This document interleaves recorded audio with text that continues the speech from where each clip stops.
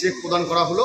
আমাদের বনগাঁ থানার ওসি সাহেব, ভারপ্রাপ্ত সম্মানীয় অতনু দাস মহাশয় এবং আমাদের বিডিও সাহেব গোবিন্দবাবু ছিলেন, এবং আমি থেকে 51টা পুজো কমিটি যিনি আছেন সেক্রেটারি, তাদের হাতে চেক তুলে দেওয়া হলো।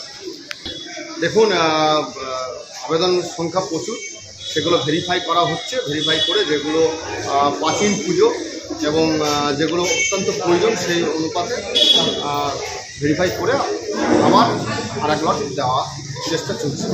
আমি প্রথমেই বলতে চাই যে পাক শারদীয়ার শুভেচ্ছা আমার বনগাঁর সমস্ত আপামর জনসাধারণকে।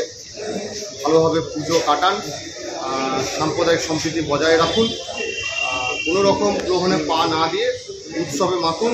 আর আমাদের রাজ্যের প্রিয় মুখ্যমন্ত্রী মাননীয় মমতা বন্দ্যোপাধ্যায়, আমাদের প্রিয় সাংসদ শ্রী অভিষেক বন্দ্যোপাধ্যায় সদা সর্বদা আমাদের বাংলার প্রতি ভালোবাসা, ওনাদের যে অগাধ এই পুজো নিয়ে যে উচ্ছ্বাস, তার সব প্রতিদান তারা এই আমাদের বনগাঁ ব্লক তথা আমাদের সারা বাংলা জুড়ে সেটা দেখিয়েছেন। এবং আমিও বনগাঁ সমস্ত জনসাধারণকে এই পুজো শুভেচ্ছা জানাচ্ছি। বাংলা টুডে নাও।